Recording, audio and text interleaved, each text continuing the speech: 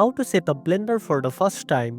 First of all, download Blender from the official website to make sure you get the latest stable version.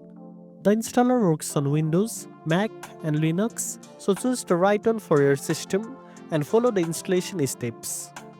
Next, when you open Blender for the first time, you will see this splash screen with options to open recent files or create a new project. Close this and take a moment to explore the default workspace. You will find the 3D viewport, toolbar, outliner, and properties panel.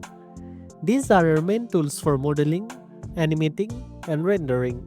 After that, go to the Preferences menu under Edit. Here you can customize Blender to suit your workflow. Start by enabling add-ons that you might need, like Node Wrangle for easier shader editing or Loop Tools for mesh manipulation. You can also change the theme and key map if you prefer shortcuts similar to other software you know. Then, check the input settings to make sure your mouse and keyboard controls feel comfortable. Blender uses right-click selection by default, but you can switch to left-click if you want. Finally, save your preferences so Blender remembers your setup every time you launch the program.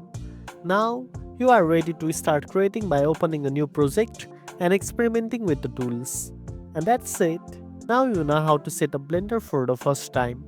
If you found this video helpful, don't forget to like, share and subscribe for more tech tips. Thanks for watching and I'll see you in the next one.